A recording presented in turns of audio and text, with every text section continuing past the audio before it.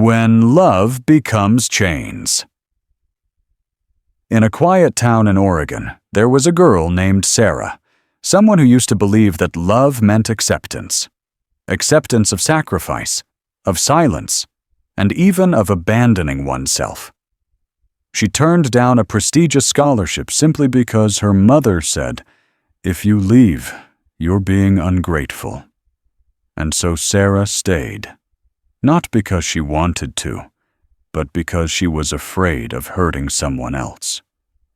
We grow up in a world that teaches us family is everything, but no one teaches us how to recognize when those very relationships begin to erode our sense of self. Carl Jung once warned, "There is nothing more dangerous than unconscious bonds, because once you no longer know who you are, then even what seems right can slowly kill you from within." This video isn't about rebellion, it's about something even more important, clarity. And once you see clearly, you can no longer go back to living the way you did. 1. Emotional manipulation. Conditional love. In a small apartment in Queens, New York, a young man lived quietly for a decade, hiding his true self. Every time he tried to tell his mother he was gay, he was stopped by heavy tears, dramatic fainting spells, and the guilt-laced words, "I live for you. You're all I have." That's not unconditional love. That's emotional bondage, a form of manipulation wrapped in the sacred label of motherhood. Carl Jung called this phenomenon psychic possession. When unresolved emotions and unhealed wounds of others, often parents, take root in your mind and dictate your actions. Underneath the mask of love lies a refusal to confront their own insecurity, and so we, the children, become tools for their indirect healing. But how can someone heal another by forcing them to reject who they truly are? True love never asks you to sacrifice your identity to be accepted. If you have to hide your truth in darkness just so someone else doesn't fall apart, that's no longer love. That's control.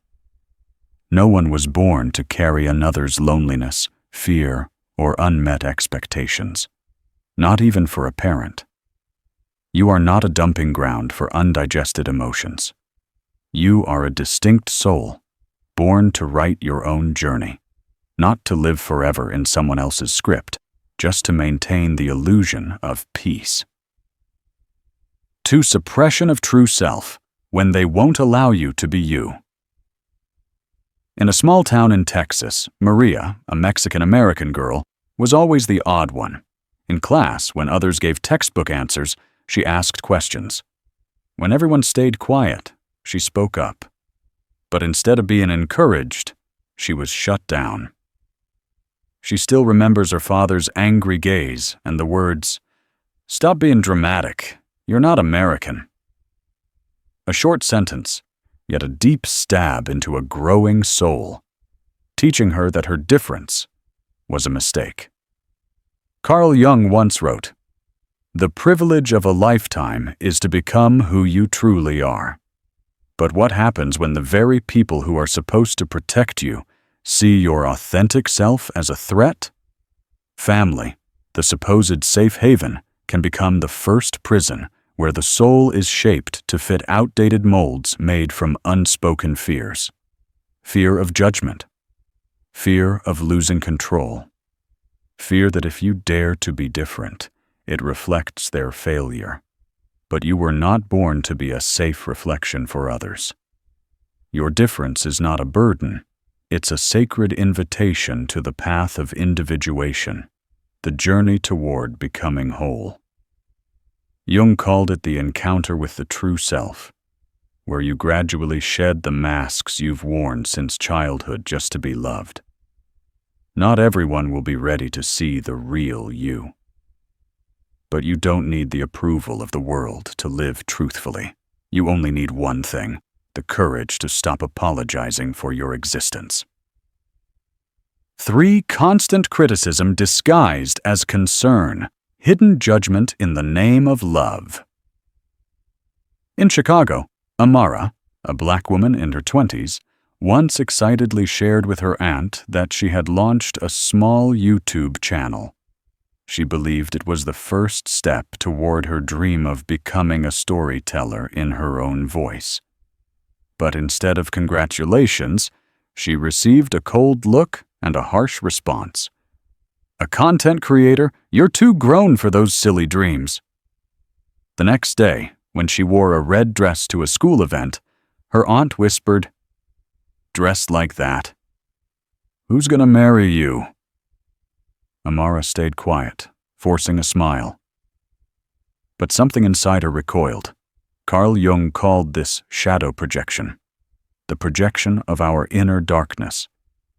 Such criticism doesn't come from care, but from the hidden parts of the speaker. Repressed desires, missed chances, and unlived dreams. And instead of facing that regret, they look for someone to dump it on.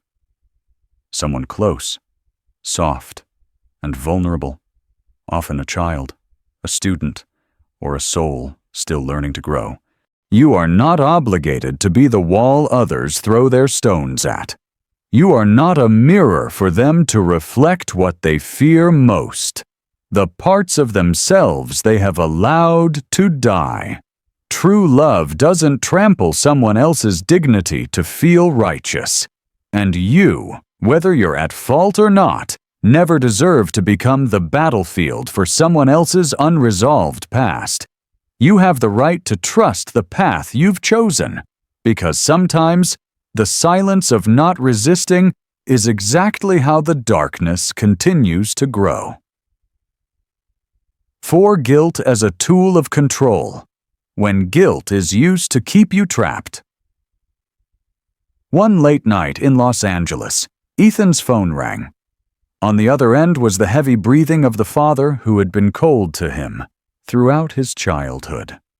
"I'm dying, and you don't even bother to call. Don't come crying later." It wasn't the first time. Every time Ethan stepped back to breathe, to find space for himself, a similar sentence would drag him back like an invisible chain. But this time, he didn't cry. He simply stayed silent and realized he had spent years living not to be true, but to avoid guilt. Carl Jung once warned, guilt is often not a sign of morality, but a refined tool of control woven from the thread called duty. When family uses affection to make you bow your head, when they plant in you the fear of regret, abandonment, or disloyalty, what you're enduring is no longer love, but psychological control. And sadly, it is often protected by phrases like, "Parents are always right." But no, you are not ungrateful when you set boundaries. You are not disrespectful for protecting your emotional health. Being born does not mean you owe your life to fixing what others refuse to face. Love is not a chain. True love wants you to be free, even if that freedom hurts them. Ethan didn't return the call that night, not because he hated his father, but because he realized loyalty should never be bought with fear, and real forgiveness isn't about surrender. It's about standing tall and saying, "From this moment on, I will live a life that belongs to me." 5. Verbal and emotional abuse normalized. "That's just how they are," isn't a valid excuse. In Philadelphia, every time Noah, a young man, expressed his desire to switch his major to the arts, his father shouted in his face, "You're a failure, just like your mother." It wasn't just a sentence. It was a blade forged from contempt, bitterness, and unhealed wounds, repeated so often it became routine. His relatives would say, "Just ignore him. He doesn't mean it. That's just his personality." But why must pain be excused simply because it comes from family? Carl Jung once said, "We seek love in places where we were first wounded. Not because we are weak, but because deep down, we believe that if we just try hard enough, change ourselves enough, then the love will finally come. But no one should have to sacrifice their dignity to be loved. Words may not leave bruises, but they etch into the unconscious, leading someone to grow up believing they are not good enough, not smart enough, not worthy of being heard. And worse, they begin repeating to themselves the very words others once hurled at them. That is the invisible loop of emotional abuse, rationalized by phrases like, "Parents always love you, they just show it differently." But real love does not insult. It does not humiliate. It does not destroy someone's sense of self just to feel superior. You are not selfish for cutting off that kind of love. You are simply beginning your healing. Jung would never tell you to hate your family. He would invite you to look closely. What are you still enduring just because it feels familiar? And you will see, courage is not about enduring more pain, but about stepping out of the darkness, even if no one understands why. Conclusion. Honoring yourself is the bravest act. Carl Jung did not encourage you to cut ties or run away. He simply invited you to look closely.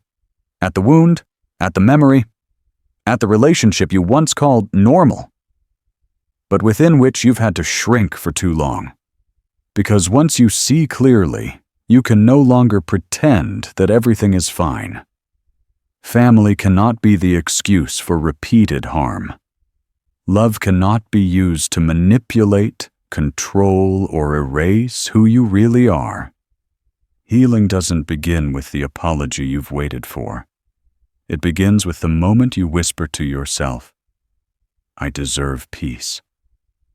I don't need to apologize for existing exactly as I am." Courage is not staying in familiar pain. Courage is stepping out and letting your soul breathe. That is not betrayal. That is the deepest act of love, the one you give to yourself. Thank you for watching till the end. See you in the next video.